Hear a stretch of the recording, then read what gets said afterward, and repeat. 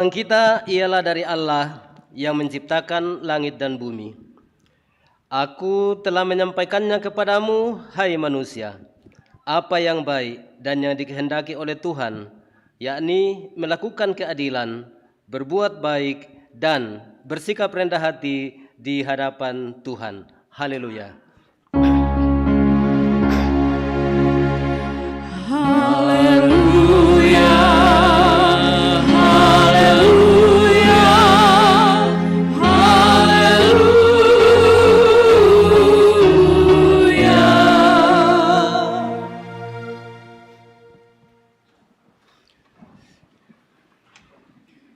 Sidang jemaat, karena hari ini kita melaksanakan hari perjamuan kudus sedunia, liturgi kita mengikuti liturgi yang dikeluarkan oleh salah satu gereja anggota PGI, Gereja Kristen Protestan Mentawai. Jadi ada sedikit perbedaan, itu yang kita ikuti. Kita mulai dengan doa. Bapa di dalam surga yang berkuasa selama-lamanya, sungguh besar kasih-Mu, melebihi kasih manusia. Karena kasih-Mu, kami memberanikan diri mendekat kepadamu untuk mengakui kesalahan kami, sebab Engkau tahu apa yang kami perbuat, termasuk yang kami sembunyikan, nampaklah di hadapan-Mu. Seringkali kami melakukan apa yang tidak Tuhan kehendaki, sehingga Tuhan murka terhadap kami. Kami melupakan semua yang baik Tuhan yang telah Tuhan perbuat kepada kami. Kini kami menyesal atas dosa kami yang membawa kami pada kesusahan, karena kami pikir itu baik, tetapi ternyata adalah jahat. Kami pikir itu kehidupan, ternyata itu membawa kami kepada kematian. Itulah sebabnya kami datang memohon kepadamu, agar Engkau tidak membalas kejahatan kami, tetapi ampunilah kami di dalam kasih-Mu. Kami tidak mengandalkan kebaikan kami, tetapi mengharapkan kasih-Mu melalui pencurahan darah-Mu di kayu salib. Pimpinlah kami ya Tuhan, agar kami tetap senantiasa di dalam kasih dan di dalam firman-Mu. Amin. Ya Tuhan, kasihanilah kami. Demi aku yang hidup, demikianlah firman Tuhan. Aku tidak berkenan kepada kematian orang fasik, melainkan aku berkenan kepada pertobatan orang fasik itu, supaya ia hidup.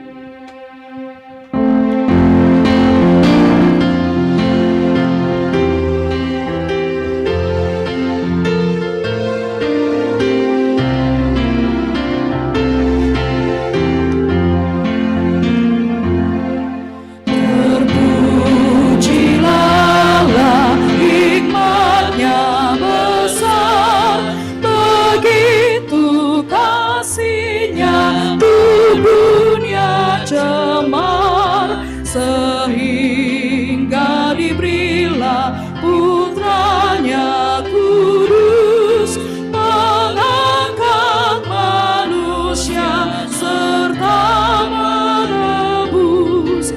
Pujilah, pujilah, buatlah dunia bergemar, bergemar, mendengar suaranya.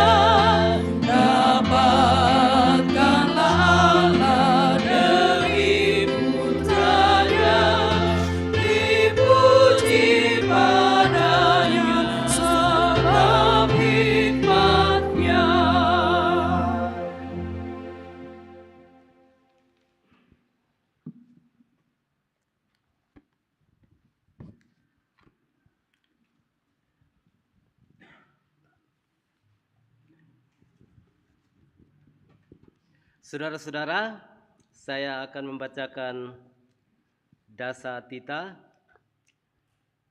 Saya undang saudara untuk berdiri mendengarkan 10 firman ini.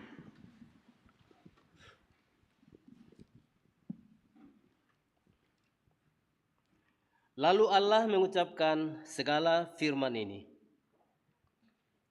Akulah Tuhan Allahmu yang membawa engkau keluar dari tanah Mesir, dari tempat perbudakan.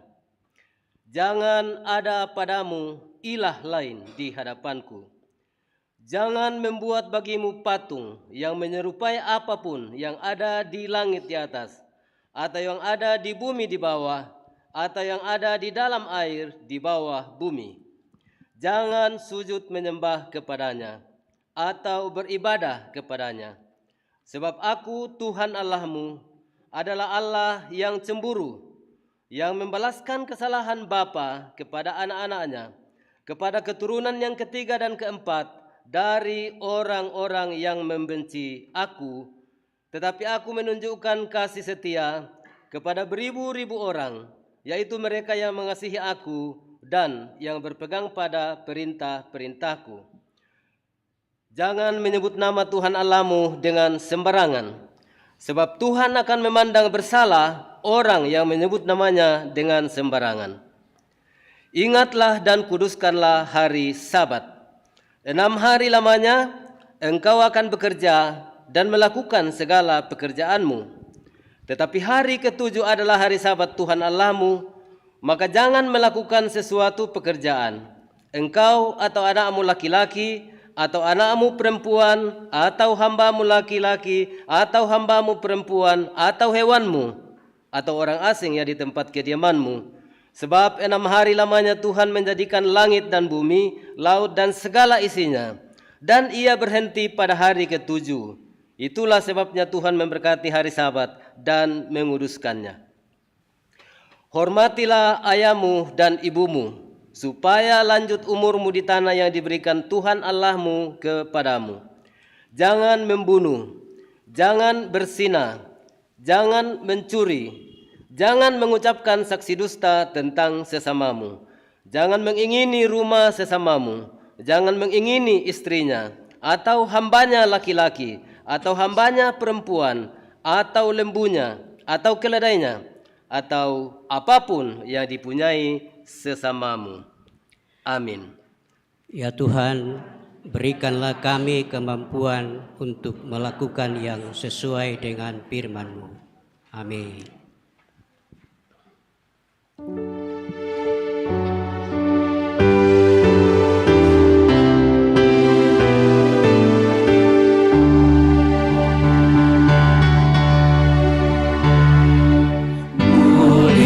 Muliakan Allah Bapa, muliakan Putranya, muliakan Roh penghibur ketiganya yang esa. Haleluya, puji Dia kini dan selamanya.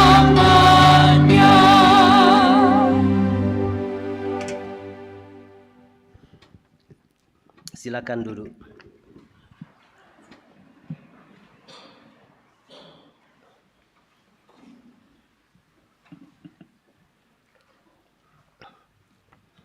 Marilah kita mendengarkan pembacaan nas epistel pada minggu ini yang ditulis dalam Amsal 4 ayat 20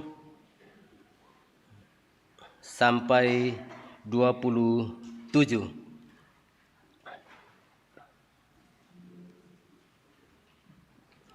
Amsal 4 ayat 20 sampai 27.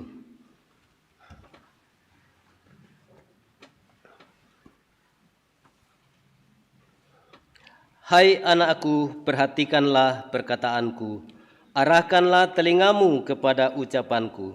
Janganlah semuanya itu menjauh dari matamu, simpanlah itu di lubuk hatimu, karena itulah yang menjadi kehidupan bagi mereka yang mendapatkannya, dan kesembuhan bagi seluruh tubuh mereka. Jagalah hatimu dengan segala kewaspadaan, karena dari situlah terpancar kehidupan. Buanglah mulut serong daripadamu, dan jauhkanlah bibir dolak-dalik daripadamu. Biarlah matamu memandang terus ke depan dan tatapan matamu tetap ke muka. Tempuhlah jalan yang rata dan hendaklah tetap segala jalanmu. Janganlah menyimpang ke kanan atau ke kiri. Jauhkanlah kakimu dari kejahatan. Amin.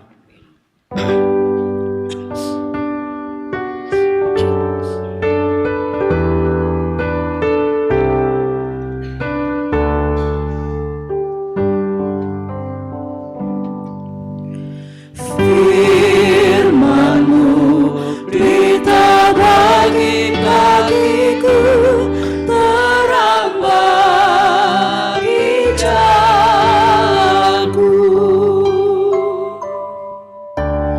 Firman-Mu berita bagi kakiku, terang bagi jalanku. Waktu ku bimbang dan hilang jalanku, tetaplah Kau di sisiku, dan takkan ku takut asal Kau di dekatku, besertaku selamanya.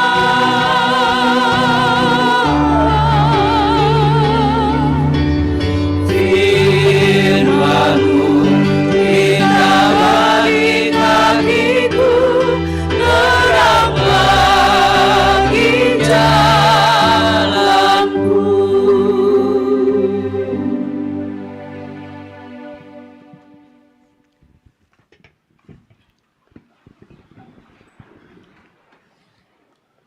Seluruh umat Tuhan di seluruh dunia bersama-sama terikat dalam satu pengakuan tentang Bapa, Anak, dan Roh Kudus, dan kita ucapkan bersama kredo hari ini melalui pengakuan iman rasuli.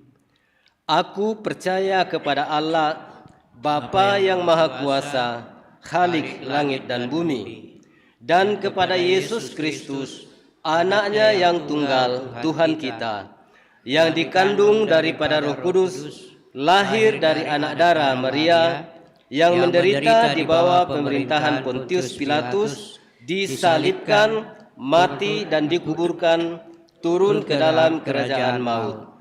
Pada hari yang ketiga, bangkit pula dari antara orang mati, naik ke surga, duduk di sebelah kanan Allah, Bapa yang Maha Kuasa, dan akan datang dari sana untuk menghakimi orang yang hidup dan yang mati.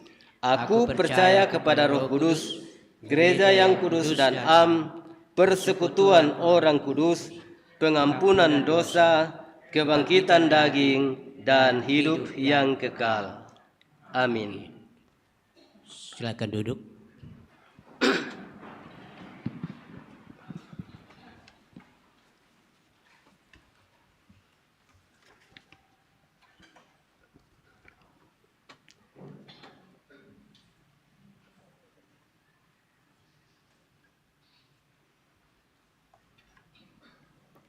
Kita mohon tuntunan Roh Kudus untuk mendengarkan bacaan dan khotbah pada saat ini. Kita berdoa.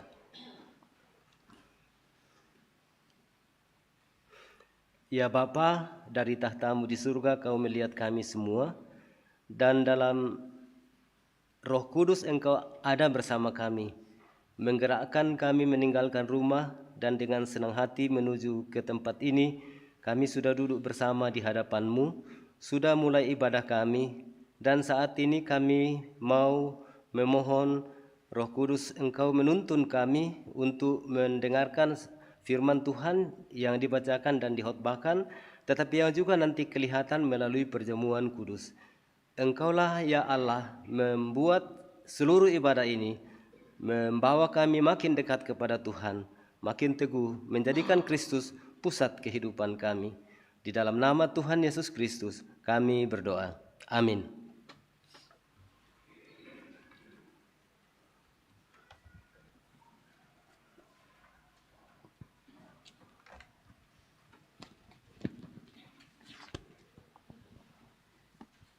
Pembacaan kita yang pertama terdapat di dalam Keluaran pasal 20 ayat yang ke-18 sampai ayatnya yang ke-21.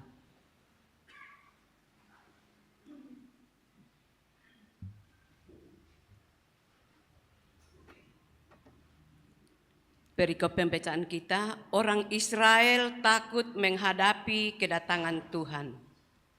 Firman Tuhan, seluruh bangsa itu menyaksikan guru mengguntur, kilat sabung menyabung, sangkakala berbunyi dan gunung berasap. Maka bangsa itu takut dan gemetar dan mereka berdiri jauh-jauh. Mereka berkata kepada Musa, "Engkaulah berbicara dengan kami, maka kami akan mendengarkan. Tetapi janganlah Allah berbicara dengan kami, nanti kami mati." Tetapi Musa berkata kepada bangsa itu, "Janganlah takut, sebab Allah telah datang dengan maksud untuk mencoba kamu, dan dengan maksud supaya takut akan Dia ada padamu, agar kamu jangan berbuat dosa." Adapun bangsa itu berdiri jauh-jauh, tetapi Musa pergi mendekati embun yang kelam di mana Allah ada. Amin, firman Tuhan.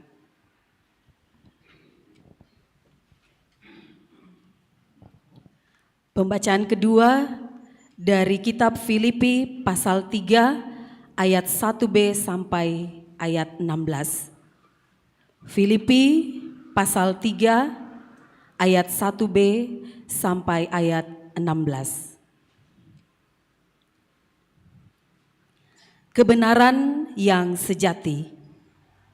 Menuliskan hal ini lagi kepadamu tidaklah berat bagiku dan memberi kepastian kepadamu. Hati-hatilah terhadap anjing-anjing, hati-hatilah terhadap pekerja-pekerja yang jahat, hati-hatilah terhadap penyunat yang palsu, karena kitalah orang-orang bersunat yang beribadah oleh Roh Allah dan bermegah dalam Kristus Yesus dan tidak menaruh percaya pada hal-hal lahiriah. Sekalipun aku juga ada alasan untuk menaruh percaya pada hal-hal lahiriah. Jika ada orang lain menyangka dapat menaruh percaya pada hal-hal lahiriah, aku lebih lagi. Disunat pada hari ke-8 dari bangsa Israel, dari suku Benyamin, orang Ibrani asli, tentang pendirian terhadap hukum Taurat, aku orang Farisi, tentang kegiatan aku penganiaya jemaat, tentang kebenaran dalam mentaati hukum Taurat, aku tidak bercacat. Tetapi apa yang dahulu merupakan keuntungan bagiku, sekarang kuanggap rugi karena Kristus. Malahan segala sesuatu kuanggap rugi, karena pengenalan akan Kristus Yesus Tuhanku lebih mulia daripada semuanya. Oleh karena Dialah aku telah melepaskan semuanya itu dan menganggapnya sampah, supaya aku memperoleh Kristus dan berada dalam Dia bukan dengan kebenaranku sendiri karena mentaati hukum Taurat, melainkan dengan kebenaran karena kepercayaan kepada Kristus, yaitu kebenaran yang Allah anugerahkan berdasarkan kepercayaan. Yang ku kehendaki ialah mengenal Dia dan kuasa kebangkitannya dan persekutuan dalam penderitaannya, di mana aku menjadi serupa dengan Dia dalam kematiannya, supaya aku akhirnya beroleh kebangkitan dari antara orang mati. Bukan seolah-olah aku telah memperoleh hal ini atau telah sempurna, melainkan aku mengejarnya, kalau-kalau aku dapat juga menangkapnya, karena aku pun telah ditangkap oleh Kristus Yesus. Saudara-saudara, aku sendiri tidak menganggap bahwa aku telah menangkapnya, tetapi ini yang kulakukan. Aku melupakan apa yang telah di belakangku dan mengarahkan diri kepada apa yang di hadapanku, dan berlari-lari kepada tujuan untuk memperoleh hadiah, yaitu panggilan sorgawi dari Allah dalam Kristus Yesus. Karena itu, marilah kita yang sempurna berpikir demikian. Dan jikalau lain pikiranmu tentang salah satu hal, hal itu akan dinyatakan Allah juga kepadamu. Tetapi baiklah tingkat pengertian yang telah kita capai, kita lanjutkan menurut jalan yang telah kita tempuh. Amin.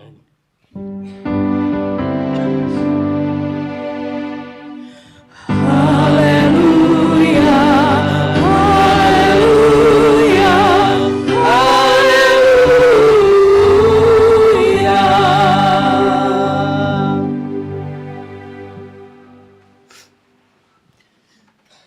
Umat Tuhan, bacaan Injil hari ini dari kitab Injil Matius pasal 21 ayat 33 sampai 46. Saya baca dari terjemahan baru edisi kedua. Ada sedikit perbedaan, lebih sederhana, tapi tidak ada perubahan makna. Dengarkanlah suatu perumpamaan yang lain. Ada seorang tuan tanah yang membuka kebun anggur dan membuat pagar sekelilingnya. Ia menggali lubang tempat memeras anggur dan mendirikan menara jaga di dalam kebun itu. Kemudian ia menyewakan kebun itu kepada petani-petani, lalu berangkat ke negeri lain. Ketika hampir tiba musim petik, ia mengutus hamba-hambanya kepada petani-petani itu untuk menerima hasil yang menjadi bagiannya. Namun petani-petani itu menangkap hamba-hambanya itu. Mereka memukul yang seorang, membunuh yang lain, dan melempari yang lain lagi dengan batu. Kemudian tuan itu mengutus pula hamba-hambanya yang lain, lebih banyak daripada yang semula. Tetapi mereka pun diperlakukan sama seperti kawan-kawan mereka. Akhirnya ia menyuruh anaknya kepada mereka, katanya, "Anakku akan mereka segani." Tetapi ketika petani-petani itu melihat anaknya itu, mereka berkata seorang kepada yang lain, "Inilah ahli warisnya, mari kita bunuh dia dan kita miliki warisannya." Mereka menangkapnya dan melemparkannya keluar kebun anggur itu, lalu membunuhnya. Apabila tuan kebun anggur itu datang, apakah yang akan dilakukannya terhadap petani-petani itu? Kata mereka kepadanya, "Ia akan membinasakan orang-orang jahat itu, dan kebun anggurnya akan disewakannya kepada petani-petani lain yang akan menyerahkan hasilnya kepadanya pada waktunya." Kata Yesus kepada mereka, "Belum pernahkah kamu baca dalam kitab suci, batu yang dibuang oleh tukang-tukang bangunan telah menjadi batu penjuru. Hal itu terjadi oleh karena Tuhan, suatu keajaiban di mata kita. Sebab itu aku berkata kepadamu, bahwa kerajaan Allah akan diambil dari kamu dan akan diberikan kepada suatu bangsa yang menghasilkan buah kerajaan itu. Siapa saja yang jatuh ke atas batu itu, ia akan hancur, dan siapa saja yang ditimpa batu ini, ia akan remuk." Ketika imam-imam kepala dan orang-orang Farisi mendengar perumpamaan Yesus, mereka mengerti bahwa merekalah yang dimaksudkannya. Mereka mencari jalan untuk menangkap dia, tetapi mereka takut kepada orang banyak, karena orang banyak itu menganggap dia nabi. Amin. Jemaat silakan duduk.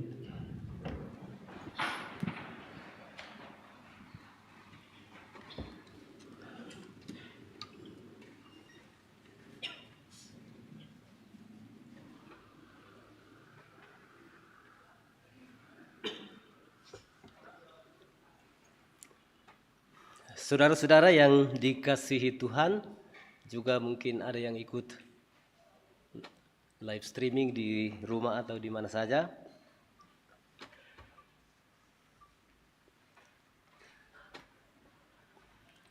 mengenal Tuhan adalah kata kunci dalam suatu agama. Mengenal Tuhan adalah kata kunci dalam suatu agama. Dan hari ini di seluruh gereja Toraja, dari 4 bacaan, tapi tadi tidak dibaca itu Mazmur 80, karena kita pakai liturgi dari Gereja Kristen Protestan Mentawai. Keempat bacaan disimpulkan dalam satu tema, mengenal Tuhan dengan benar. Mengenal Tuhan dengan benar. Kalau kita ditanya satu persatu, apakah saudara sudah mengenal Tuhan? Sulit untuk mendapat jawaban yang sama.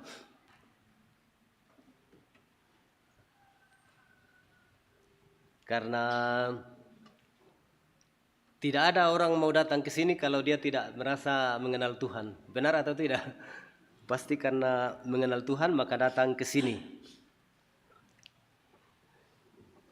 Nah, mengenal Tuhan, kalau kita lihat di Keluaran 20 tadi, Musa baru turun dari gunung membawa 10 hukum dan umat takut.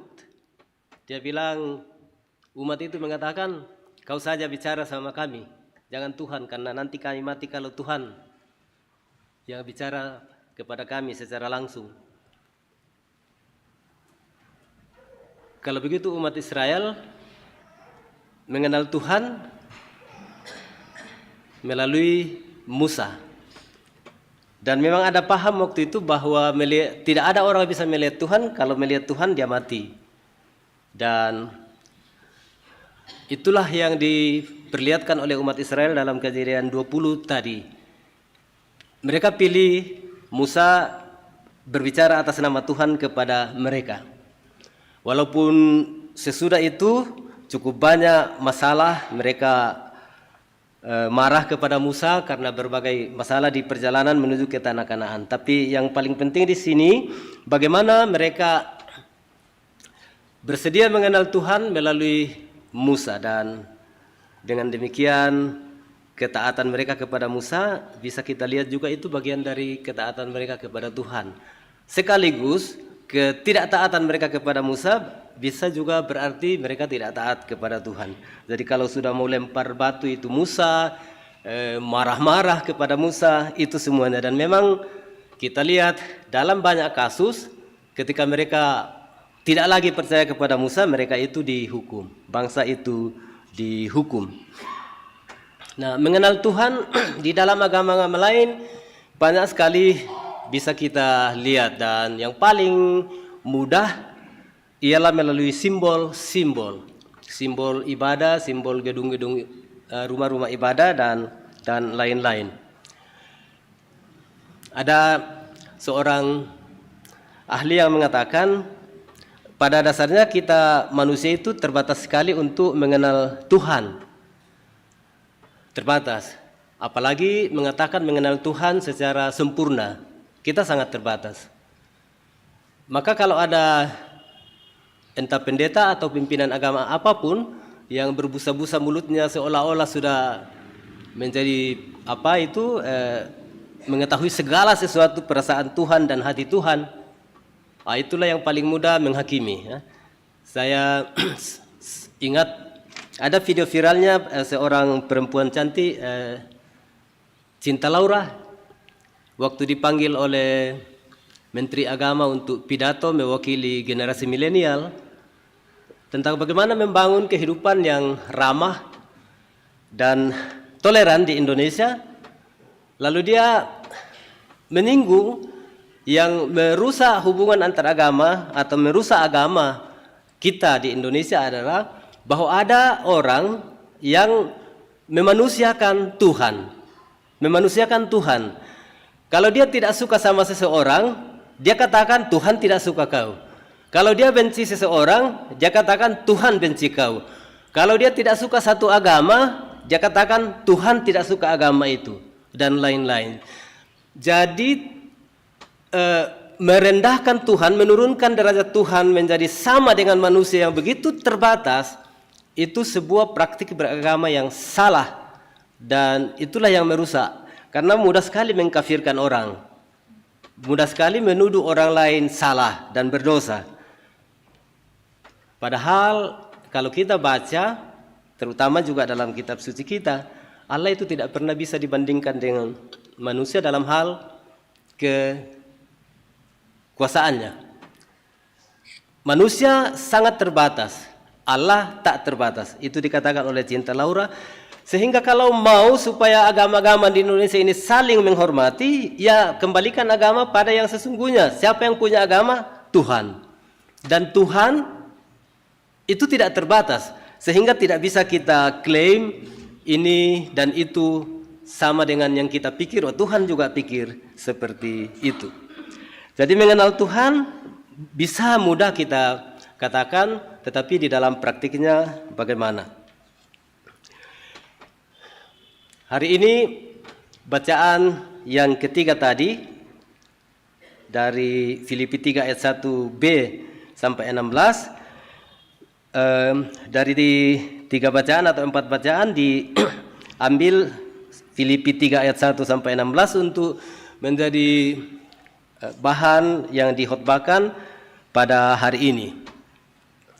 Nah, saudara masih bisa lihat lagi sedikit, buka di Alkitabnya juga tidak apa-apa, dibuka di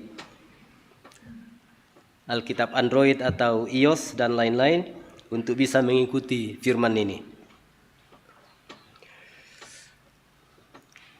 Bacaan yang terdiri 16 ayat ini, kalau secara keseluruhan Paulus di sini memperingatkan jemaat di Filipi tentang adanya penyesatan yang memaksakan ajaran agama Yahudi kepada jemaat Kristen. Itu intinya, dan Rasul Paulus mengajukan diri sebagai contoh. Nah, dalam ayat 1 sampai 3, Paulus berusaha menjelaskan tentang apa yang disebut orang-orang Kristen yang sejati. Orang-orang Kristen yang sejati.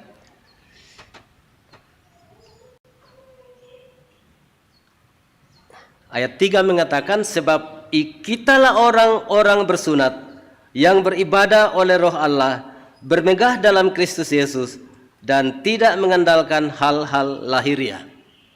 Itu karakter orang Kristen yang sejati. Nah, kalau ada orang Kristen yang sejati, ada orang Kristen yang tidak sejati, yaitu para penyesat. Para penyesat di ayat 2, hati-hatilah terhadap anjing-anjing. Hati-hatilah terhadap pekerja-pekerja yang jahat. Hati-hatilah terhadap penyunat-penyunat itu. Itulah penyesat yang muncul di dalam jemaat, yang mencoba membuat jemaat Kristen itu kalau bisa hidup lagi seperti orang-orang Yahudi. Jadi patokannya pada menaati aturan-aturan Taurat, aturan-aturan yang dibuat oleh para pemimpin agama Yahudi yang masih sangat terikat pada hal-hal lahiriah, pada hal-hal yang bersifat formal harus seperti itu. Jadi ketika Paulus mengatakan kitalah orang-orang bersunat. Nah, orang bersunat di sini orang bersunat secara rohani. Di dalam Kristus kita dibaptis menjadi pengikut Yesus, dan itu dianggap sebagai sunat rohani.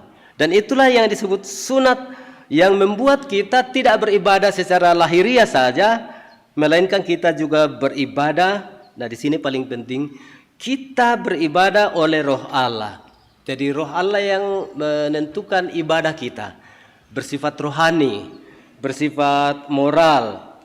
Kita tidak lagi beribadah seperti orang-orang Yahudi, bermegah di dalam Kristus. Kemegahan kita adalah Kristus dan bukan melakukan hukum Taurat. Kita tidak mengandalkan hal-hal lahiriah. Nah, saudara-saudara, orang Kristen sejati yaitu mengalami sunat rohani di dalam Kristus, beribadah di dalam Roh, memegahkan Kristus dan tidak mengandalkan hal-hal lahiriah. Kita memerhatikan bagaimana Paulus di sini menyerang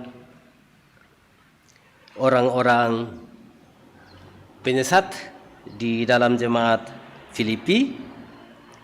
Kita lihat lagi di ayat 3 sampai pasal 3 ayat 4 sampai ayat 8. Dia di situ dengan tegas menolak hal-hal lahiriah atau menolak keyakinan palsu.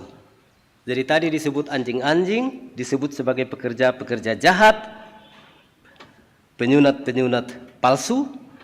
Nah, di sini dia menolak dalam ayat 4 sampai ayat 8, dia menolak hal-hal yang lahiriah.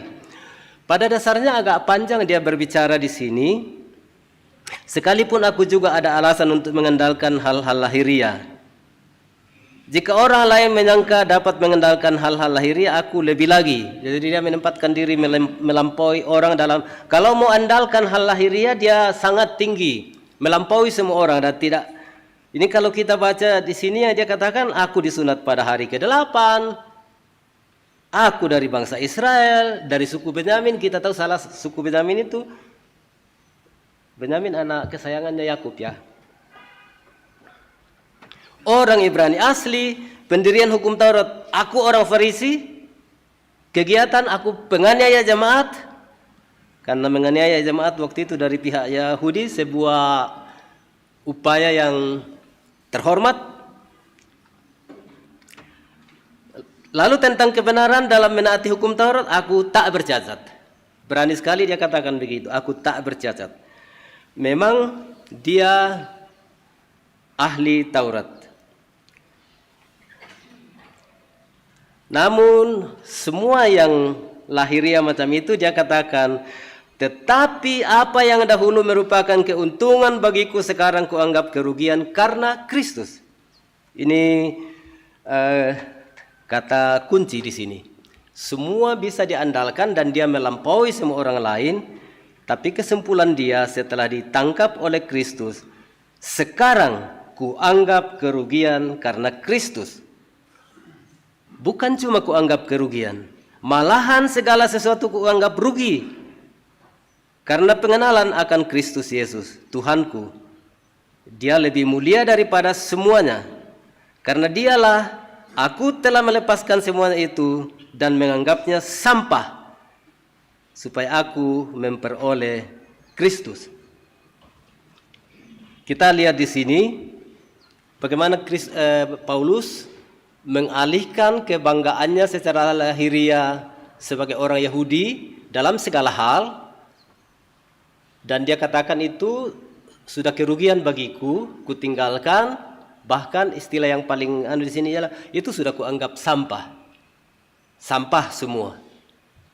Rendah sekali nilainya, bisa dibuang. Bahkan kalau Paulus ya, dia sudah membuangnya. Paulus sudah membuangnya.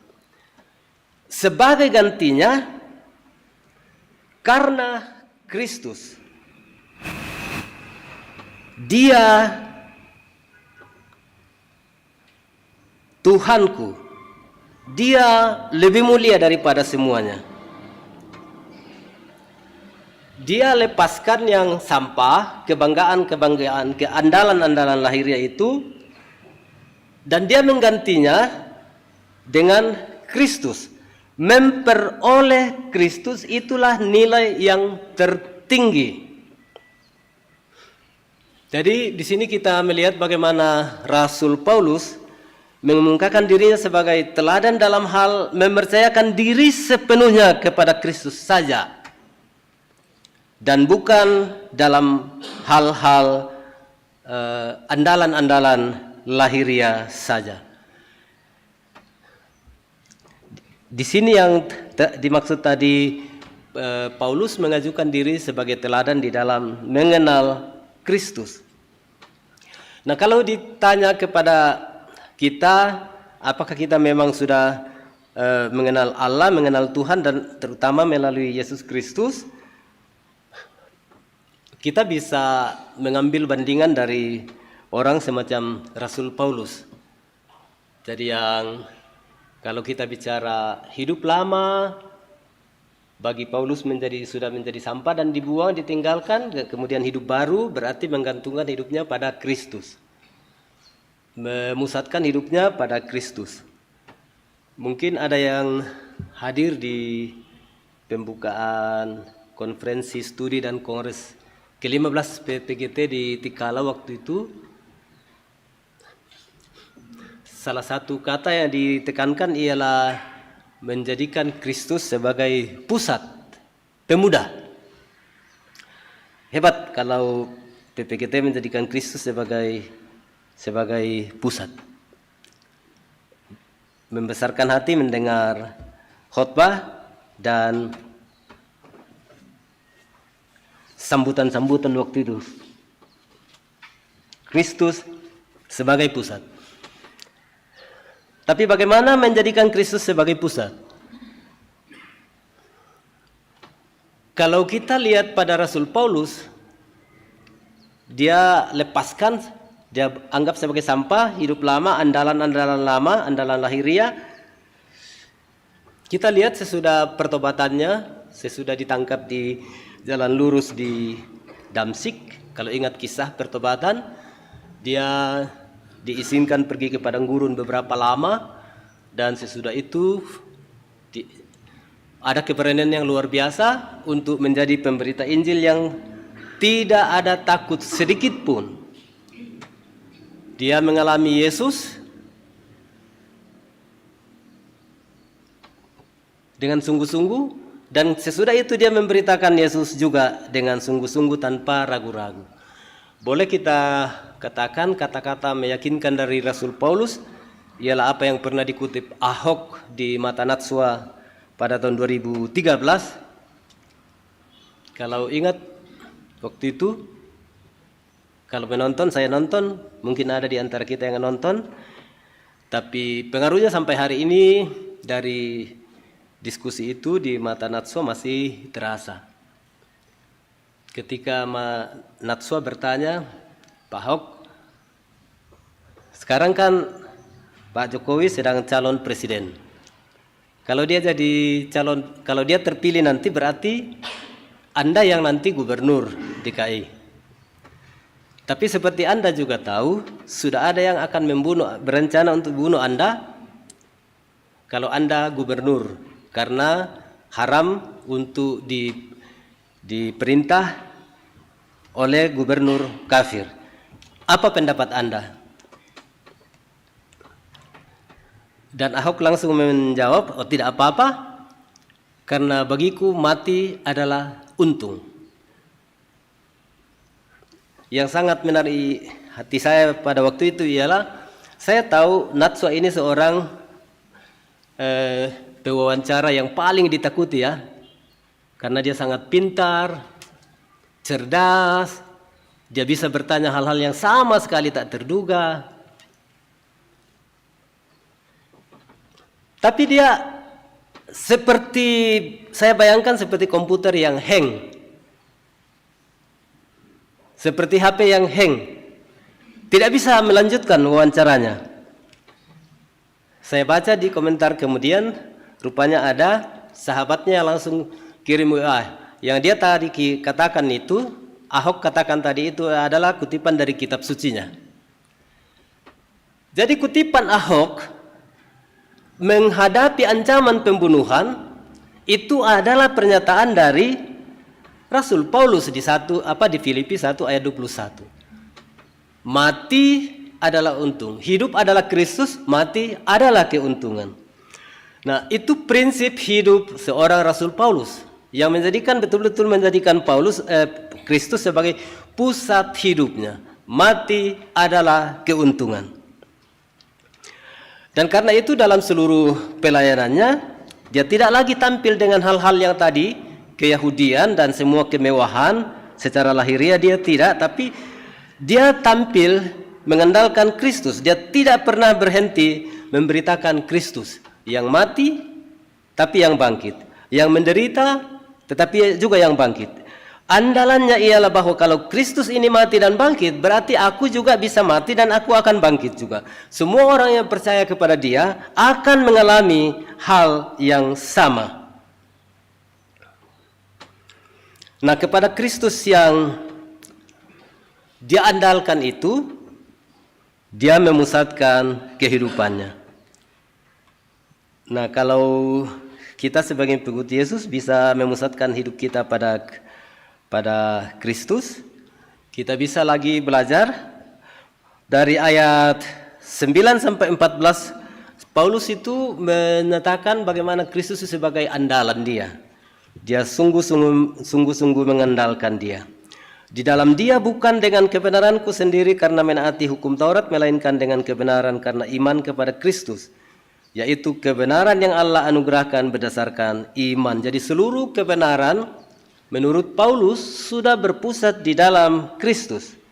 Sehingga apa yang dia bilang, yang ku kehendaki sekarang ialah mengenal Dia dan kuasa kebangkitannya serta persekutuan dalam penderitaannya. Itu yang terutama bagi Paulus. Yang ku kehendaki ialah mengenal Dia dan kuasa kebangkitannya serta persekutuan dalam penderitaannya. Mengenal Dia dan kuasa kebangkitannya, persekutuan dalam penderitaannya. Nah, semua ancaman, semua penderitaan yang dialami Paulus dialami dalam persekutuan dengan Kristus yang menderita, sehingga masuk akal kalau dia tidak pernah takut menjalani penderitaan itu dalam berbagai tugas pemberitaan Injil.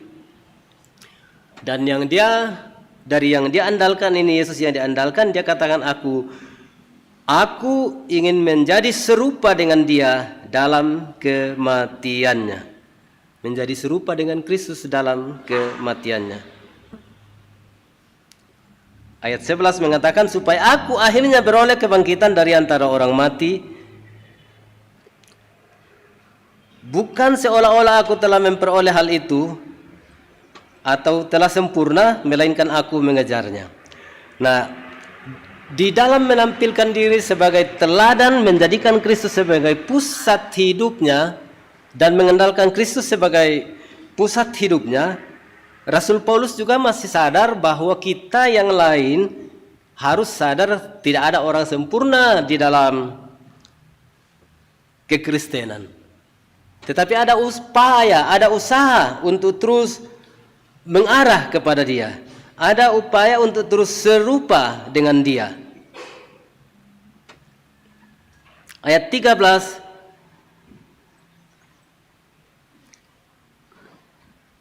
Saudara-saudara, aku sendiri tidak menganggap bahwa aku telah menangkapnya semua, tetapi inilah yang kulakukan. Aku melupakan apa yang telah di belakangku dan mengerahkan diri kepada apa yang di hadapanku. Berlari-lari kepada tujuan untuk memperoleh hadiah, yaitu panggilan surgawi dari Allah dalam Kristus.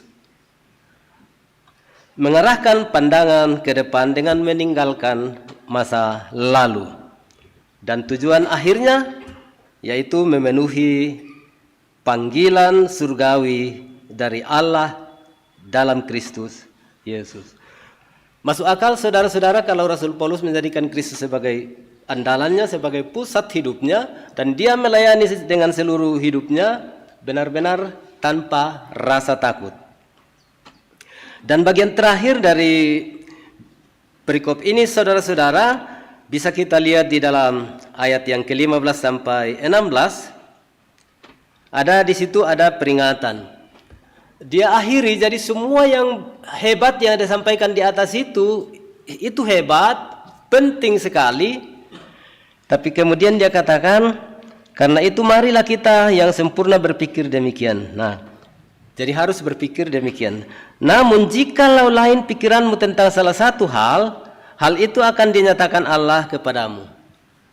Artinya, hal mengikut Yesus itu bisa juga dinyatakan Allah kepada tiap-tiap orang itu, menjadikan Kristus sebagai pusat hidupnya dengan cara masing-masing. Tapi ada patokan umum menjadikan Kristus sebagai pusat. Namun bagaimana kita? Masing-masing itu ada cara tersendiri. Kita dilahirkan berbeda, kita dari keluarga berbeda, kita bekerja di tempat yang berbeda, kita terbiasa dengan hal-hal yang berbeda. Nah, Kristus ada di dalam segala sesuatu itu. Di situ kita bisa makin mengenal Kristus dengan kehidupan kita. Tetapi baiklah tingkat pengertian yang telah kita capai, kita lanjutkan menurut jalan yang telah kita tempuh. Nah, saudara-saudara, mengenal Kristus itu menjadi sesuatu yang terpenting. Mengenal Allah sesuatu yang sangat penting sekarang untuk kita. Nah, bagaimana kita mengenal Allah dengan benar? Saya selalu, ya boleh dibilang sudah 2 atau 3 tahun terakhir ini saya terus mengajak kita semua untuk bayangkanlah Allah, jangan membayangkan seperti diri kita sendiri. Allah yang tidak terbatas dan kita sangat terbatas. Jadi Mazmur 139 terus saya sampaikan. Allah kita itu adalah Allah yang maha tahu. Tahu betul-betul, tahu. Yang tersembunyi di hati, yang sudah keluar di perasaan kita, mulut kita, pikiran kita, dia tahu. Yang belum juga dia tahu. Allah itu juga maha hadir. Maha hadir secara serempak. Ada di sini, ada di rumah kita, ada di semua tempat. Dan kemahahadiran Allah itu menjadi nyata dalam kehadiran Kristus yang mengetok. Mengetok pintu. Lihat aku berdiri di depan pintu mengetok. Siapa mendengar suaraku dan membuka pintu bagiku, aku masuk mendapatkannya, makan bersama-sama dengan dia, dan dia bersama-sama dengan aku. Allah maha hadir, Kristus maha hadir. Tapi sekarang Kristus mengetok di sini pasti kita dengar. Kalau Kristus hadir di orang Sabung Ayam saat ini, dia mengetok, kira-kira ada orang dengar di sana? Ada orang dengar di sana? Kristus mengetok di tempat orang Sabung Ayam? Apa kira-kira yang menyebabkan orang tidak dengar di sana? Ya, karena hatinya tidak lagi terikat pada Tuhan. Kalau ada juga karaoke kurang sopan saat ini, dia juga mengetuk di situ. Tapi apakah ada orang dengar? Mungkin tidak, karena bunyi dentuman, musik, bau parfum, tutup hidung, menutupi udara. Allah maha hadir, Yesus maha hadir. Tinggal sekarang, apakah kita betul-betul mengenal Allah dan Yesus yang seperti ini, yang maha hadir, yang setiap kali mengetuk, karena tugasnya mengetuk, dia tidak paksa. Paulus saja yang dipaksa, ya beberapa orang di Alkitab yang dipaksa Allah untuk percaya kepada Allah. Tapi pada umumnya dikhotbahi saja dan percaya atau tidak, itu respons orang yang menentukannya. Kita bagian dari orang yang tidak pernah melihat Yesus, tapi kita percaya kepada Dia. Dan kita mendengar suaranya, pasti kita membuka. Jadi membuka hati kita ketika Yesus mengetok, membuka rumah kita, membuka gereja kita, membuka kantor-kantor kita, bisnis kita. Allah maha hadir artinya memang hadir di semua, di pendidikan, di bisnis, bisnis online, bisnis tradisional, bisnis apapun juga. Dari ibu-ibu yang bisnis online, jangan sangka Tuhan Yesus tidak ada di sana ya. Atau apapun yang kita lakukan, selalu ada Tuhan di situ. Sadari itu. Allah maha hadir. Yang ketiga yang penting kita kenal tentang Allah kita ialah Allah itu maha melihat. Maha melihat. Mata kita itu selalu terbatas, tapi mata Allah melihat semua hal. Nah, kalau kita mengenal Allah seperti ini, maka berarti apa? Nomor 1, kita kenal Allah yang hebat ini. Nomor 1, kita aman. Aman. Saya mempraktikkan hidup aman dilindungi Tuhan. Saya berusaha terus menikmati kehadiran Tuhan di hidup saya. Apa saja saya pikir, saya rasa, saya jalan, saya kemana, saya buat apa, saya merasa aman sekali melakukannya. Karena saya percaya tidak ada satupun yang tidak diketahui Tuhan. Saudara-saudara sekalian juga seperti itu. Sedang susah, sedang menangis, jangan rasa Tuhan tidak tahu Anda sedang bersusah. Anda sedang berhutang besar sekali, jangan Anda sangka Tuhan tidak mengetahui. Semua. Nah, kalau sukacita kan kurang-kurang disampaikan kepada Tuhan. Kita sampaikan melalui upacara. Tapi yang susah-susah kan kita sampaikan kepada Tuhan. Mungkin saudara tidak berdoa seperti biasa. Tapi karena Tuhan ini maha hadir, maka masih merasa sesuatu juga Tuhan sudah ada di situ. Itu sebabnya Roma pasal 8 ayat 26-27 itu penting sekali bagi kita. Kita sebenarnya tidak tahu bagaimana caranya berdoa. Tetapi roh yang ada di dalam diri kita, roh itulah yang berdoa untuk kita dengan keluhan-keluhan yang tak terucapkan. Jadi saudara-saudara, percaya kepada Allah yang hebat ini membuat kita aman. Tidak ada yang tersembunyi di hadapan Allah tentang kita, tentang pergumulan kita, tentang sukacita kita, tentang bisnis kita, tentang rencana-rencana kita. Tidak ada yang tersembunyi. Maka memang benar saran Paulus, bersukacitalah senantiasa dalam Tuhan. Dan Nehemia mengatakan juga, karena sukacita di dalam Tuhan itulah perlindunganmu. Saudara-saudara, penting bersukacita dalam Tuhan, karena bersukacita dalam Tuhan itulah perlindunganmu. Berarti masih bersukacita, ada perlindungan kita. Terus berusaha mengenal Tuhan, tips sederhana, berdoa bersungguh-sungguh, berkali-kali, dan di setiap saat. Tidak usah bayangkan doa seperti panjang-panjang di gereja atau di kebaktian, tidak usah. Saya sudah katakan, dan Calvin mengatakan, doa adalah nafas hidup orang Kristen. Jadi mengeluh saja, saudara tidak usah bilang, mari saya berdoa. Tidak. Saudara mengeluh saja, sudah sampai kepada Tuhan.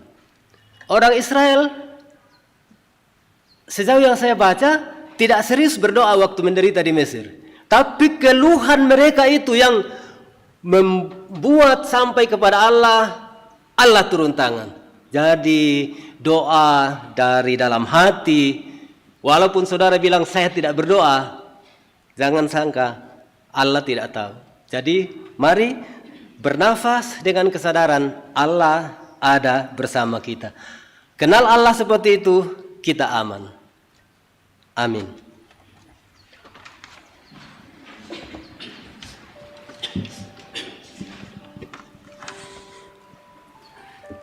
Jemaat yang diberkati Tuhan, sungguh indah kebenaran firman Tuhan yang hadir di tengah-tengah kita pada pagi hari ini.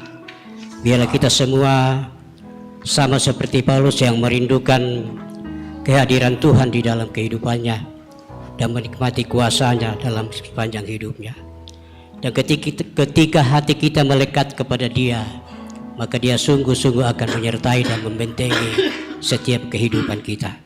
Tuhan memberkati kita lewat kebenaran firman yang kita telah terima, dan kesempatan ini ada waktu bagi kita untuk membawa persembahan syukur kita kepada Tuhan, mensyukuri segala kebaikan Tuhan yang telah kita nikmati dalam perjalanan hidup kita sepanjang minggu yang sudah kita lewati. Sementara kita memberikan persembahan syukur kita kepada Tuhan, kita memuji Dia dari Kidung Jemaat 424 ayatnya yang pertama. Dan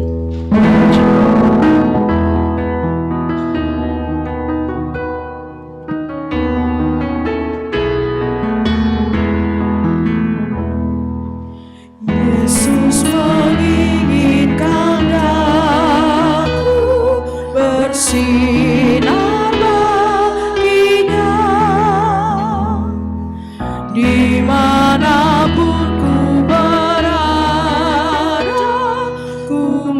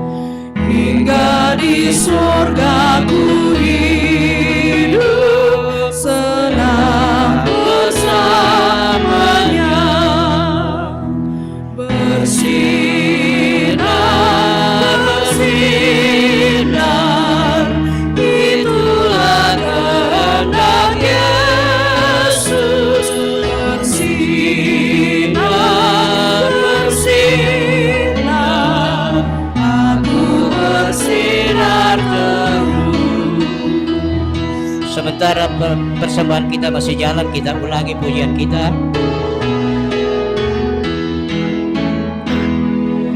Yesus menginginkan aku bersinar baginya.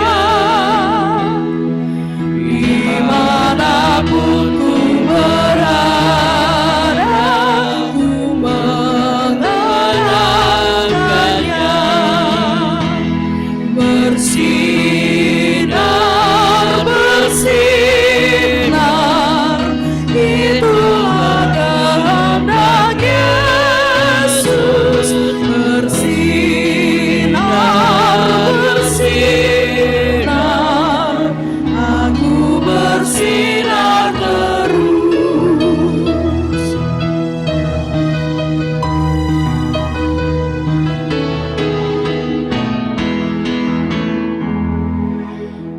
Aku pun ingin bersinar dan melayaninya, hingga di sorga ku hidup senang bersamanya. Bersinar, bersinar, itulah kehendak Yesus. Bersinar, bersinar, aku bersinar terus. Jemaat yang diberkati Tuhan, di tengah-tengah kita ada natura yang dipersembahkan untuk pembangunan gedung pelayanan di tengah jemaat Rantepau. Kumbongan masalo na puang, la masalo ki masor kemamengan tama pengkarangan na puang, la tuutun lako kabentanan na banua Pak Kamayan gedung pelayanan. 50 sabu, dompok teh. 1 kali, 2 kali, 3 kali. Ya, masih dompok. Tak tahu. 100 pisan. Penduan. Pentalun, Ibu.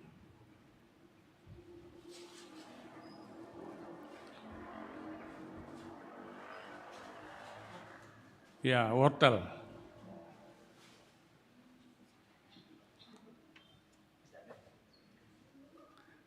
Pantanan na jemaat tak ada dia li.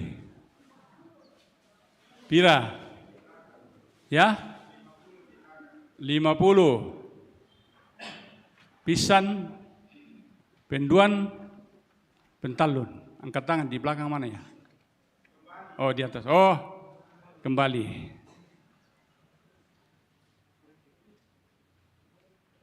Pindah. Ya, Pak Parinding, kembalikan. Pindah. Tak mau. 50. Pisan, penduan, pentalun. Taruh sini aja, Pak. Sama dompok tadi ya. Ya. Nah. Pindah. 200.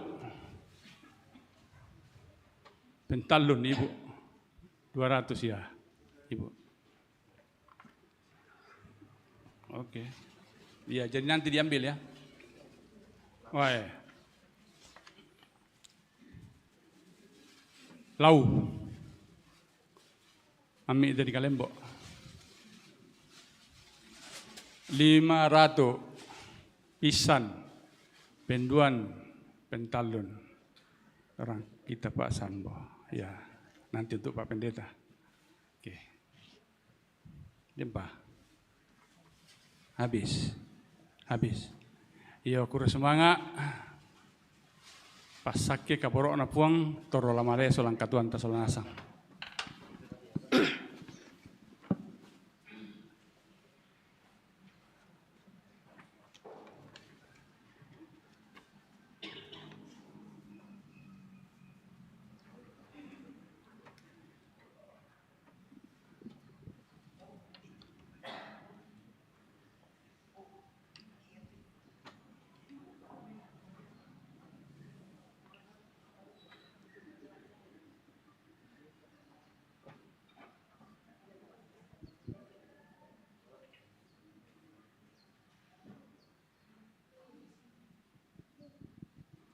Kita doakan persembahan kita.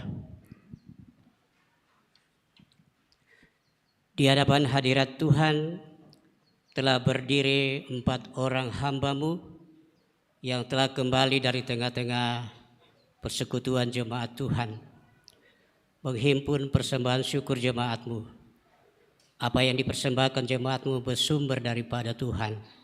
Karena itu berkati persembahan ini, biarlah melalui persembahan ini Tuhan pakai sebagai alat-Mu untuk pelayanan pekerjaan Tuhan di tengah-tengah jemaat yang Tuhan masih anugerahkan kami layani.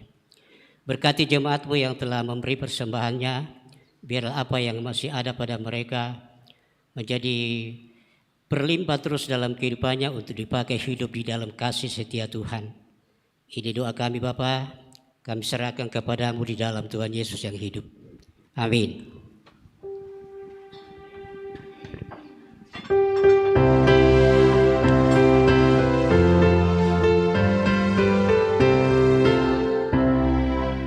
Ucap syukur pada Tuhan karena kita diselamatkan oleh-Nya. Senandungkan lagu baru, senandungkan lagu baru bagi-Nya. Nyanyikanlah dengan riang karena kasih setia Tuhan, nyanyilah. Senandungkan lagu baru, senandungkan lagu baru bagi-Nya.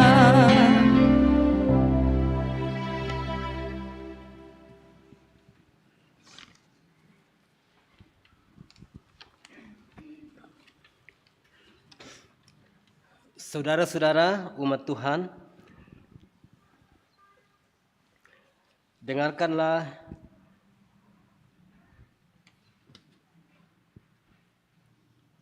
kita akan siapkan diri untuk masuk dalam perjamuan Tuhan dan kita dibimbing dengan lagu dari Kidung Jemaat 167.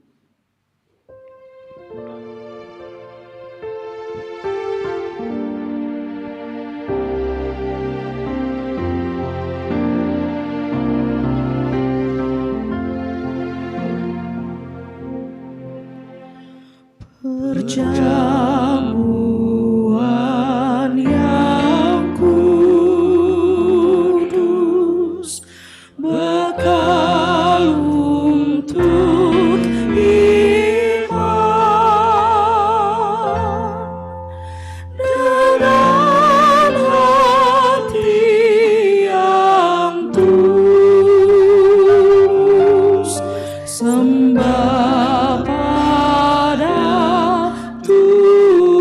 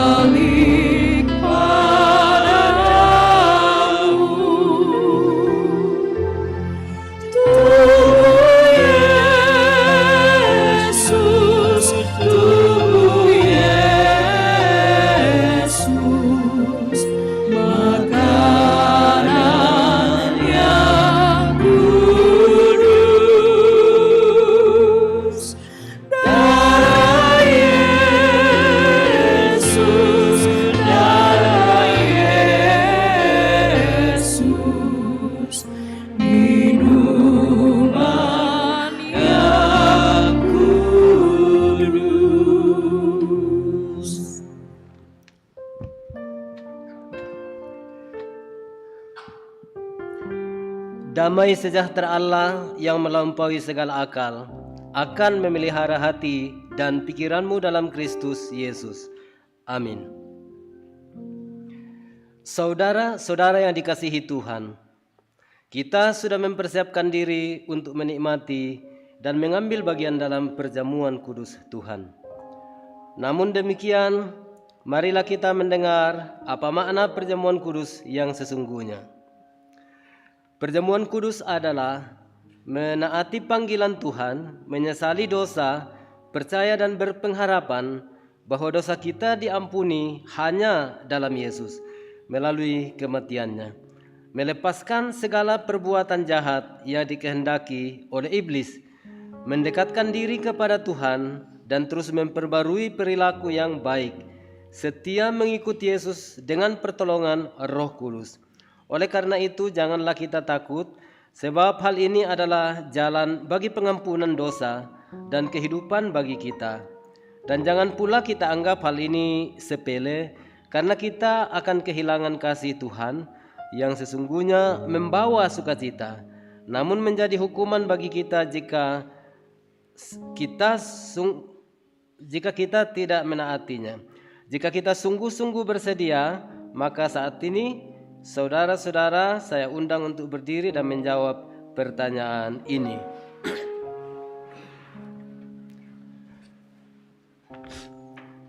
Ada beberapa pertanyaan, tapi nanti dijawab hanya satu kali.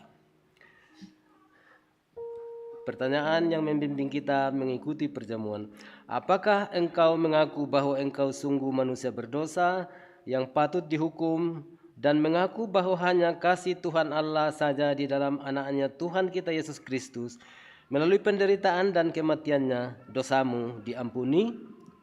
Maukah engkau memperbarui hidupmu dan meninggalkan perbuatan jahat yang dikehendaki iblis? Apakah engkau mau menyerahkan diri kepada Tuhan dan melakukan firman-Nya dengan pertolongan Roh Kudus? Jika demikian, jawablah ya dengan sesungguhnya. Ya, dengan sesungguhnya. Silakan duduk.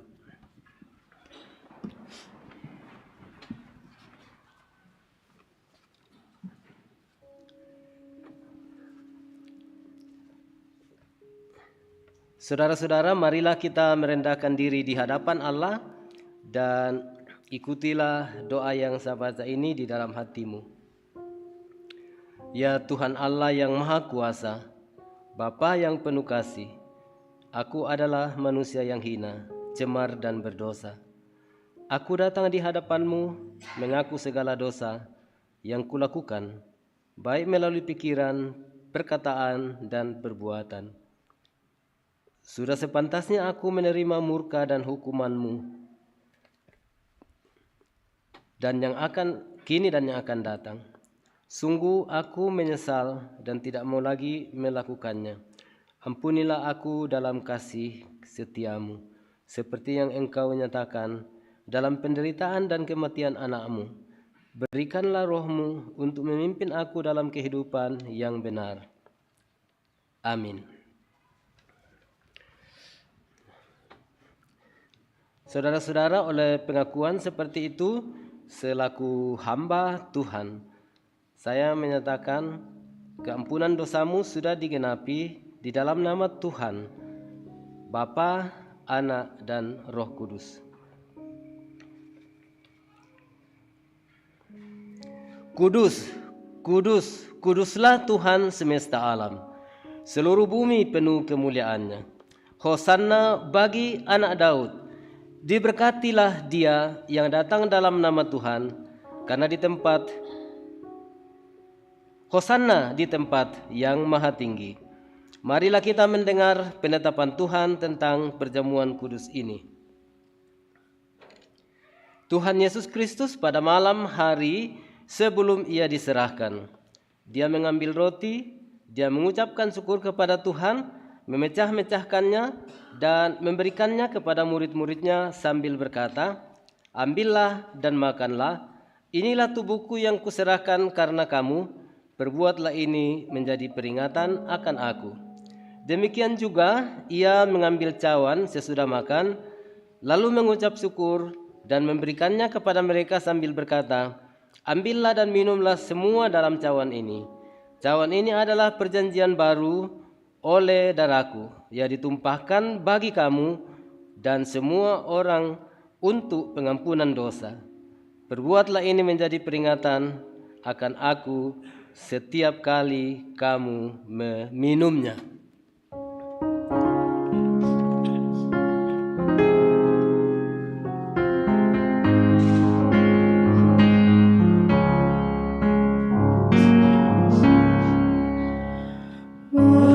Meski tak layak diriku, tetapi karena darah-Mu dan karena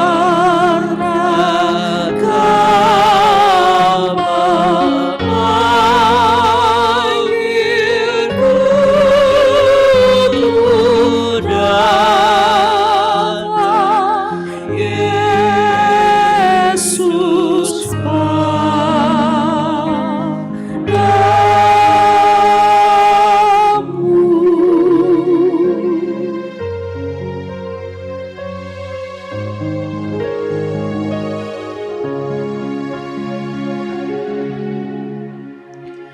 Sebagaimana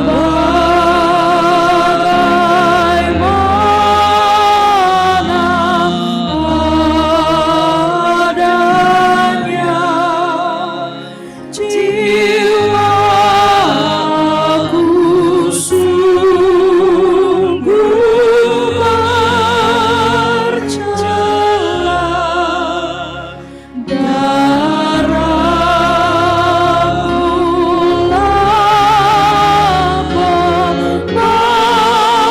maksudnya ku datang Tuhan padamu.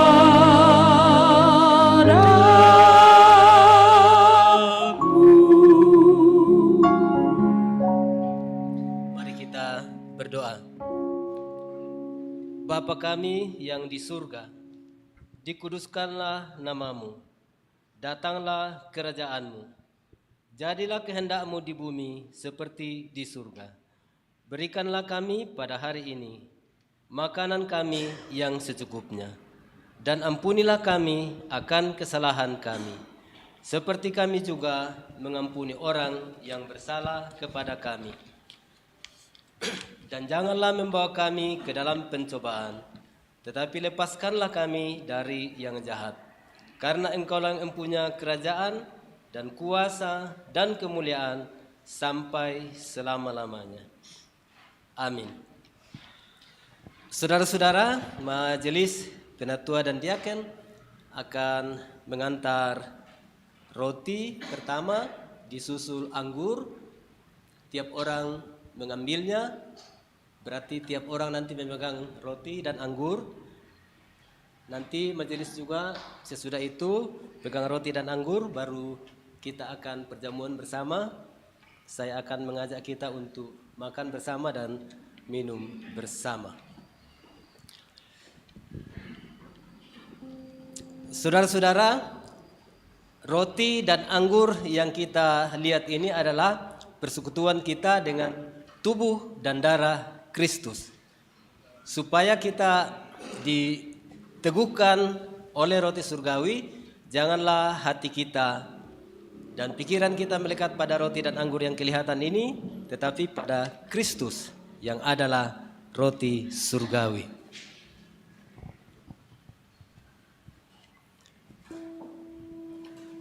Saudara-saudara, datanglah semuanya, sudah tersedia.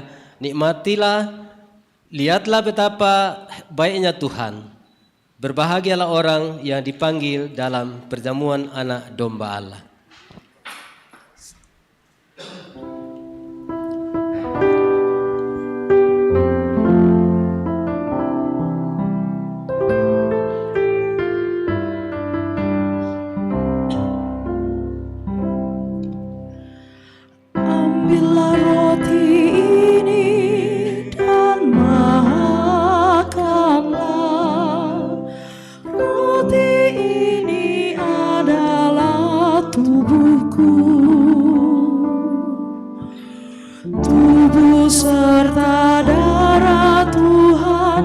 Yesus diberi, lambang kasih yang tak terperi.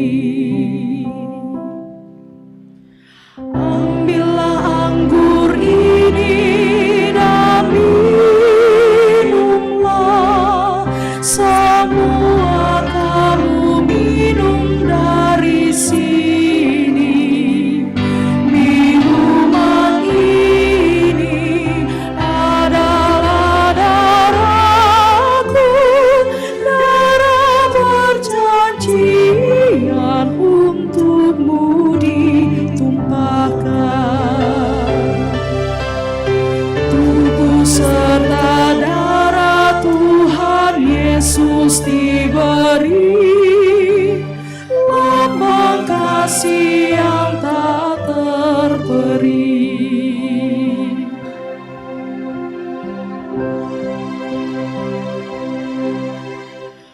Ambillah roti ini dan makanlah. Roti ini adalah tubuhku. Sungguh tak bertara pengorbanan penebus, agar manusia ditebus. Ambillah anggur ini dan minumlah, semua kamu minum dari sini. Minuman ini adalah darahku, darah perjanjian untukmu ditumpahkan.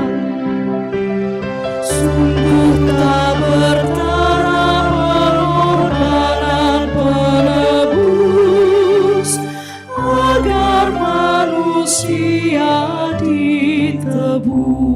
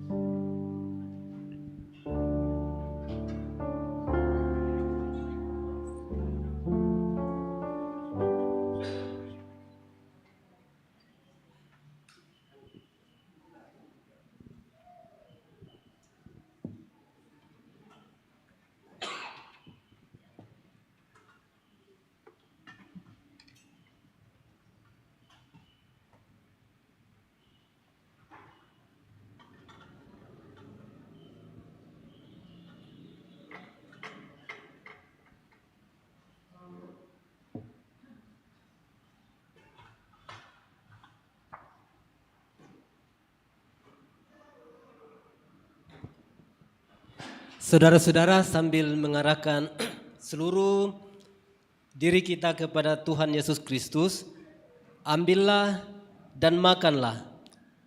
Inilah tubuhku yang diserahkan karena kamu.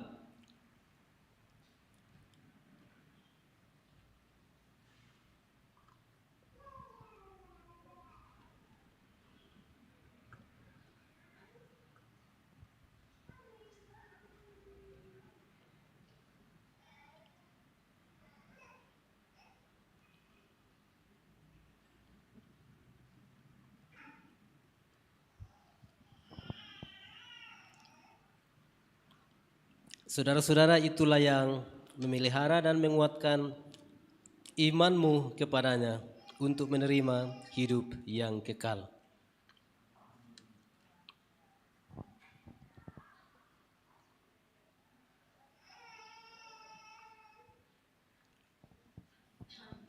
Sekarang minumlah kamu semuanya dari cawan ini.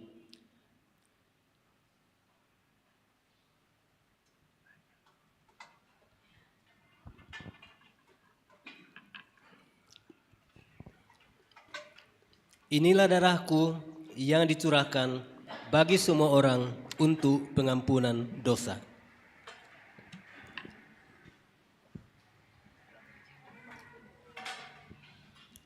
Dengan meminum anggur, itulah yang memelihara dan menguatkan imanmu kepadanya untuk menerima hidup yang kekal.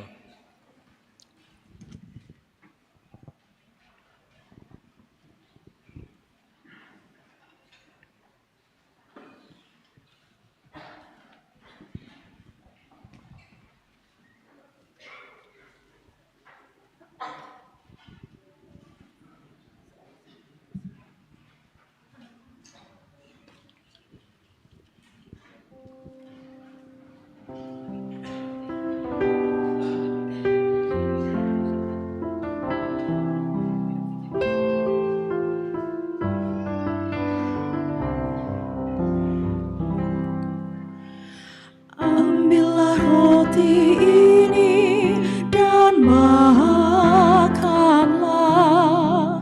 Roti ini adalah tubuhku,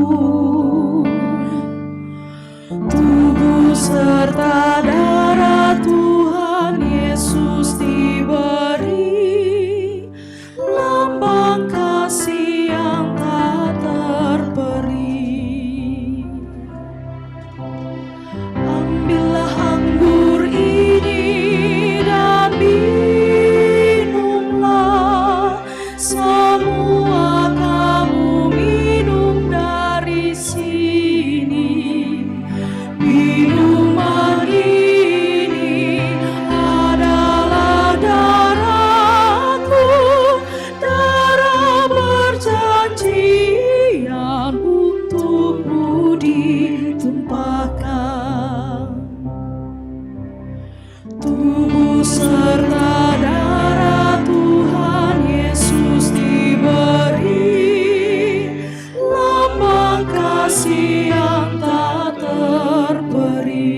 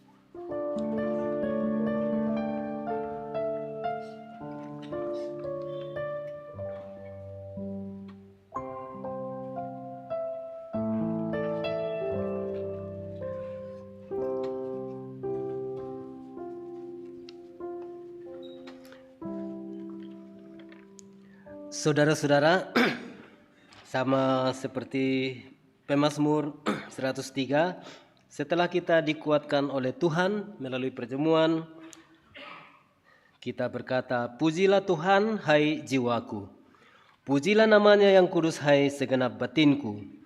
Pujilah Tuhan hai jiwaku, dan janganlah lupakan segala kebaikannya. Dia yang mengampuni segala kesalahanmu, yang menyembuhkan segala penyakitmu. Dia yang menebus hidupmu dari lubang kubur, yang memahkotai engkau dengan kasih setia dan rahmat. Dia yang memuaskan hasratmu dengan kebaikan, sehingga masa mudamu menjadi baru seperti pada burung Raja Wali.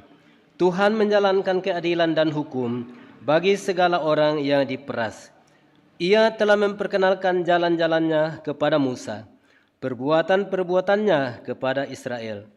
Tuhan adalah penyayang dan pengasih, panjang sabar dan berlimpah kasih setia. Tidak selalu ia menuntun dan tidak selalu ia menuntut, dan tidak untuk selama-lamanya ia mendendam. Tidak dilakukannya kepada kita setimpal dengan dosa kita, dan tidak dibalasnya kepada kita setimpal dengan kesalahan kita. Tetapi setinggi langit di atas bumi, demikian besarnya kasih setianya atas orang-orang yang takut akan Dia. Sejauh timur dari barat, demikian dijauhkannya daripada kita pelanggaran kita. Seperti Bapa sayang kepada anak-anaknya, demikian Tuhan sayang kepada orang-orang yang takut akan Dia. Allah telah menyatakan kasih sayangnya kepada kita melalui kematian Kristus. Ketika kita masih berdosa, kita sudah lepas dari murkanya dan dibenarkan melalui darah Kristus. Oleh sebab itu, seluruh mulutku, jiwaku dan seluruh perbuatanku memuji Tuhan sampai selama-lamanya. Amin. Jemaat yang diberkati Tuhan, kita kembali memuliakan Tuhan dengan menyanyikan nyanyian jemaat nomor 178 ayat yang pertama dan ayat yang kedua, Allah mengutus.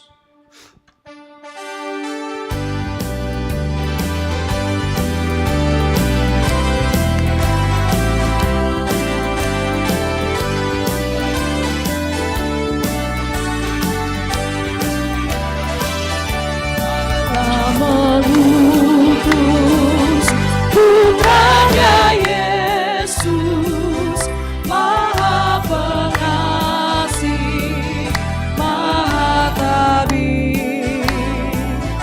Ia pun mati menebus kita, pusara kosong bukti kebangkitannya.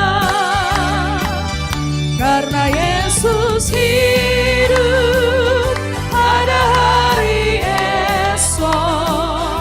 Karena Dia hidup, ku tak gentar. Dan aku tahu hari esok di tangannya. Dan hidupku berarti karena hidupnya.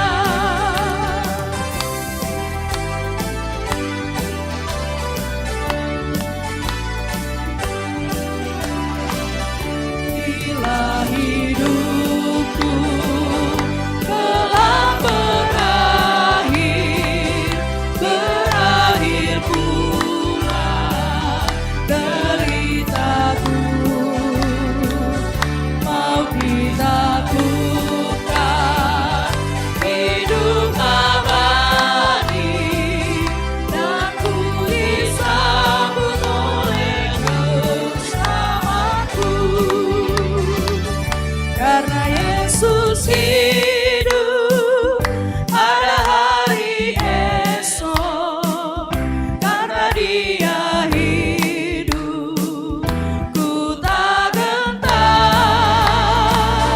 Dan aku tahu hari esok di tangannya. Dan hidupku berarti karena hidupnya. Karena Yesus hidup, Karena Yesus hidup, ada hari esok. Karena Dia hidup, ku tak gentar. Dan aku tahu hari esok di tangannya. Dan hidupku berarti karena hidupnya.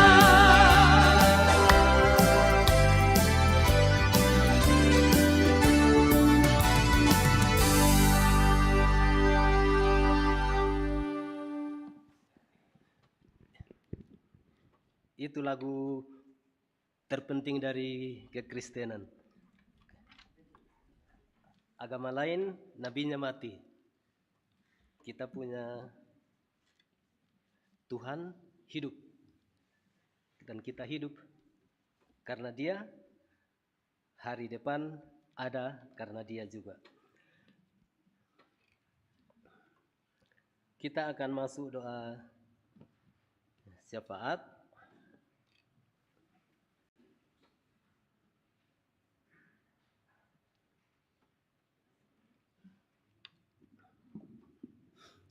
Karena minggu lalu sebetulnya sudah banyak sekali gereja lakukan ini perjamuan kudus sedunia, tapi karena kita pengucapan syukur ya minggu lalu, jadi kita undur ke hari ini. Tapi supaya kita tahu ini hari perjamuan kudus sedunia, sebuah ibadah yang menyatukan semua orang Kristen di seluruh dunia untuk menyatakan kita punya hanya satu Tuhan, Tuhan Yesus Kristus. Kita hanya punya satu Alkitab dan kita hanya punya satu kerajaan Allah. Nah, itu luar biasa sekali. Jadi walaupun tidak terlalu bersamaan kita lakukan, tapi dengan melakukannya kita menghayati, oh ternyata kita bagian besar atau bagian kecil dari sebuah kerajaan Allah yang besar di seluruh dunia. Dan Hari Kesatuan Umat Kristiani juga diperingati di hari seperti ini. Kalau begitu memang perlahan-lahan kita kurang-kurangi sedikit itu terlalu negatif terhadap denominasi lainnya. Boleh saling menasihati, tapi jangan sampai ada unsur menghakimi. Marilah kita berdoa. Bapa kami yang Maha Kuasa, kami mohon kepadamu agar Engkau memberkati seluruh umat Kristen di dunia ini, baik jemaat-jemaat kecil yang tersebar di berbagai tempat maupun jemaat-jemaat besar. Begitu juga dengan seluruh pelayan yang ada di dalamnya, agar perilaku semua pelayan, baik perkataan mereka, perbuatan mereka menjadi benar.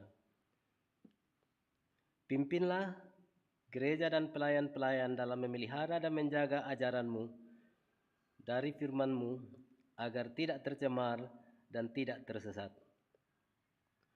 Engkau sudah menerangi kami melalui firman-Mu. Oleh karena itu ya Tuhan, jagalah agar kami tidak tertutup karena dosa atau kesesatan kami sebagai manusia.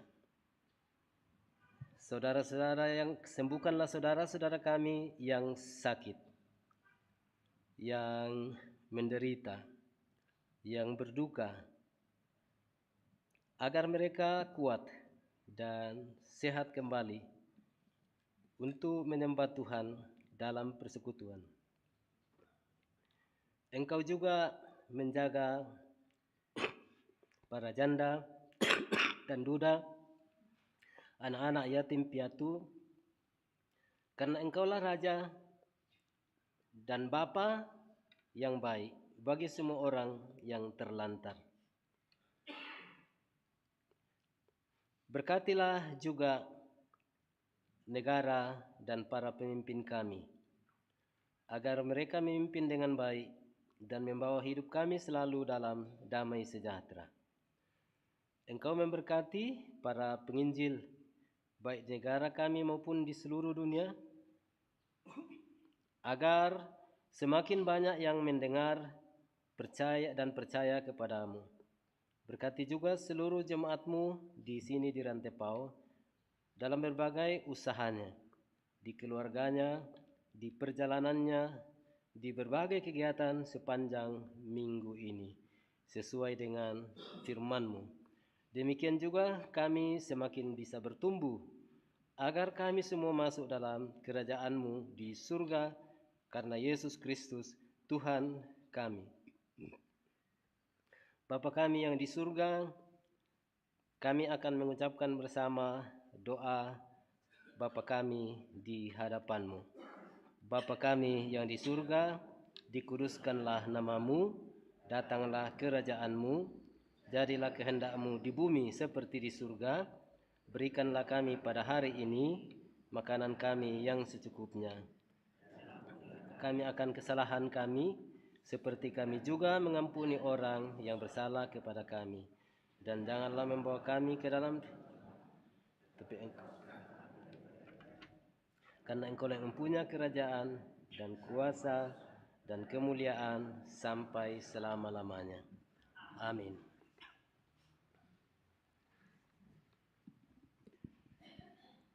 Untuk menerima berkat Tuhan, mari kita bangkit berdiri.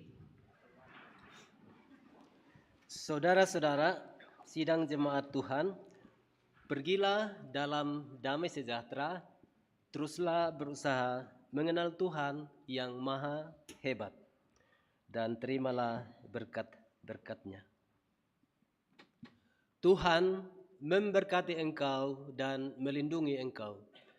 Tuhan menyinari engkau dengan wajah-Nya dan memberi engkau kasih karunia. Tuhan menghadapkan wajah-Nya kepadamu dan memberi engkau damai sejahtera. Amin. Amin. Jemaat silakan duduk dan bersyukur.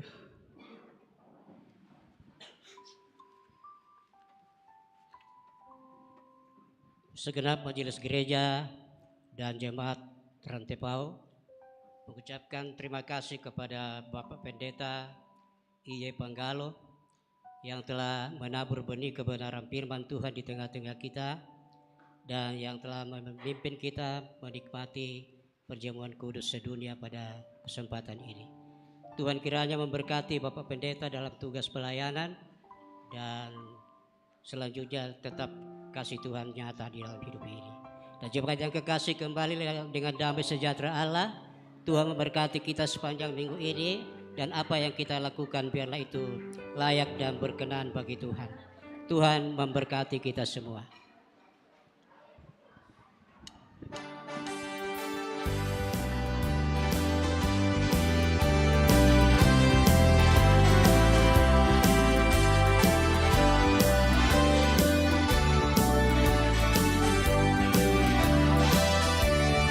Allah mengutus putranya Yesus, Maha Pengasih, Maha Tabib.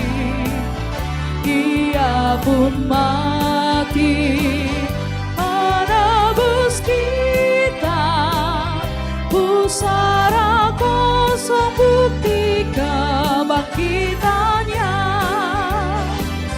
Karena Yesus hidup, ada hari esok. Karena Dia hidup, ku tak gentar. Dan aku tahu hari esok di tangan-Nya. Dan hidupku berarti karena hidupnya.